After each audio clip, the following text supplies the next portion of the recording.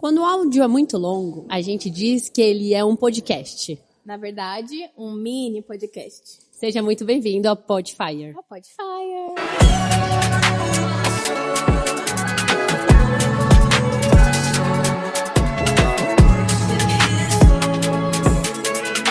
A gente está aqui hoje com uma pessoa super especial. Nós estamos aqui hoje com a Dunamis Music, com Matheus. Let's go. Seja muito bem-vindo aqui, é um Uma prazer alegria. recebê-lo aqui. Obrigado, Podfire, por me receber, uma alegria estar com vocês. Prazer. A gente tem uma pergunta já para começar específica. Legal. Você viu o tema do nosso congresso, Jeová Rafá, e a gente quer saber o que Jeová Rafá tem feito atualmente na sua vida. Glória a Deus. Bom, é muito doido falar de Jeová Rafá, porque a minha mãe não podia ter filhos. Então, Jeová Rafá é a minha história toda, vida, né? literalmente a minha vida.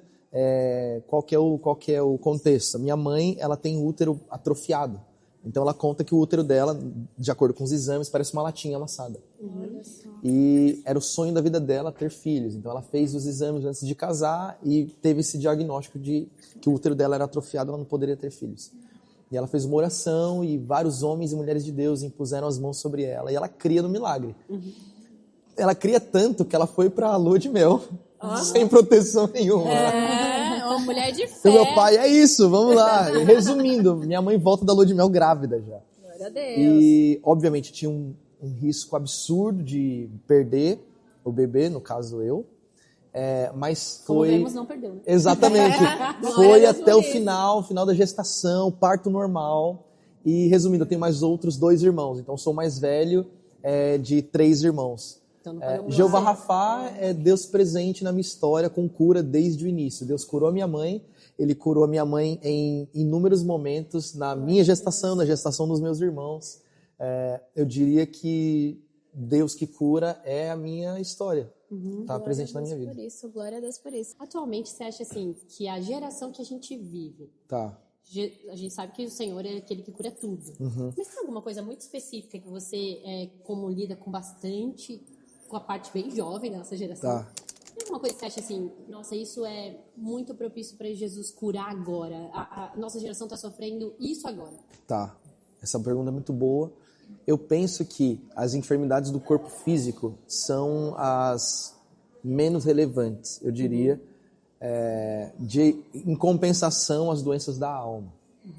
Então, se eu puder hoje fazer um clamor a Jeová Rafá, ao Deus que cura, é para que Ele cure a alma da nossa geração. É para que o Senhor possa, de fato, tocar nossa alma, tocar nossa identidade. E identidade é tão importante. Enfim, estava lendo esses dias um livro de um pastor que eu admiro muito, pastor Koch. E ele fala muito sobre família, né? Ele fala muito sobre cura e libertação. Ele estava falando sobre o papel do pai na família. Ele tem um livro que fala sobre isso, e ele estava falando sobre o papel do pai na família, o papel da mãe na família, e o casamento sendo um terceiro componente que faz com que a família exista e se torne uma embaixada do reino dos céus. E ele fala muito sobre o quão é importante ter um pai. E se não tiver um pai, isso enfraquece a alma da criança. É como se fosse falta de nutrientes na alma. Tipo, se você não come bem, falta nutriente no teu corpo. Mas a alma também pode ser desnutrida, de acordo com o ambiente em que a criança nasce e cresce. E ele começa a falar sobre a influência de um lar que não tem um pai. A alma das crianças que não tem um pai é completamente enfraquecida. Não tem senso de propósito, senso de destino, não sabe para onde vai. E eu diria que a nossa geração precisa o quanto antes de uma revelação de Deus Pai. Se nós não tivermos uma revelação de Deus Pai, a gente não vai saber para onde a igreja de Cristo está indo.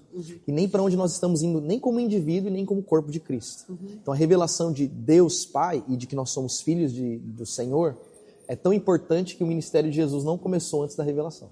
Nossa, glória a Deus por isso. É muito verdade. Eu mesma já passei por isso. Aquela falta de paternidade, né? E aí quando a gente se descobre filhos de Deus, que foi até tema da nossa conferência no passado, eu soube, Son of God. Eu soube. Foi muito, muito bom, assim, muito poderoso sobre as nossas vidas. A gente se identifica como filhos realmente, que às vezes a gente não pode ter um pai presente na terra, mas a gente sabe que nos céus a gente sempre vai ter o nosso pai. Eu vi um pedacinho da live de vocês, onde é o Adelin, né, o nome dele? É o Adelin, isso. Adelin. ele fala sobre uma cura instantânea que ele teve em um evento, né? Exato. E aí foi muito forte esse testemunho. Eu fiquei, meu Deus, é tudo que a gente vai falar e tal. Que demais. E vocês, como grupo, vocês já estão aí em um certo tempo juntos. Vocês já viveram, assim, uma experiência, não necessariamente física, como você falou, mas como unidade ali, como grupo Dunamis Music, ou Dunamis, movimento Dunamis em geral. Ali, presenciaram o Jeová Rafá no ministério de vocês? Como unidade? Que incrível isso. Primeiro, eu quero fazer um convite para você que, se não se inscreveu ainda pro Fornalha Tour, cara, tem inscrição para tudo quanto é lugar do Brasil. Se você tá ouvindo esse podcast, não deixa de passar lá. A gente vai adorar o Senhor com tudo que a gente tem e, de fato, existe esse fator sobrenatural naquilo que a gente tem como DNA espiritual, não só como movimento Dunamis, mas como filhos de Deus. Exatamente. Deus é um Deus que cura, então a gente declara cura, a gente ora para que isso aconteça. E tantas outras coisas do caráter e da pessoa de Deus que a gente busca como filho para manifestar publicamente. Mas, como Dunamis, a gente tem, de fato, essa revelação de que o Senhor, Ele quer curar.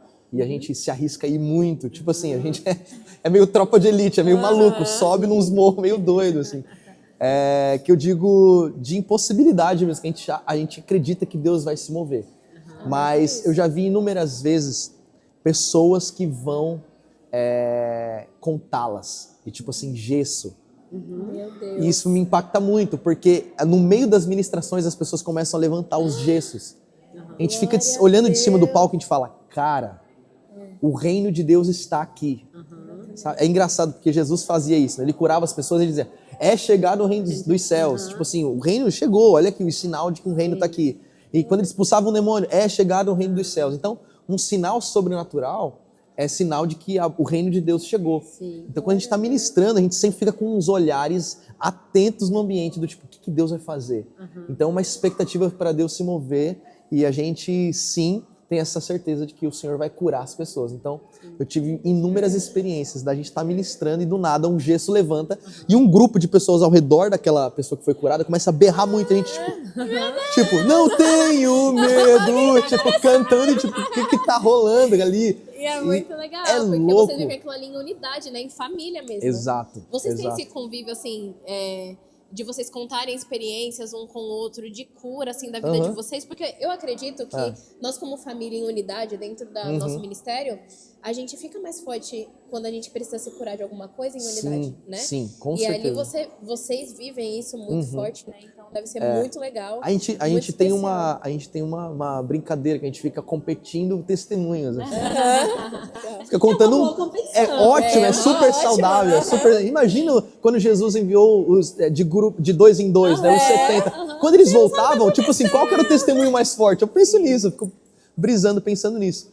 Tipo, e a gente tem essa cultura assim, de ficar contando os testemunhos. Sim. Primeiro porque, biblicamente, isso diz que aumenta a nossa fé, né? O apóstolo Paulo diz, eu quero muito ter convosco para compartilhar daquilo que o Senhor tem feito, para que a fé de vocês aumentem. Exato. Então isso é bíblico, ó, compartilhar testemunhos para que aumente a fé.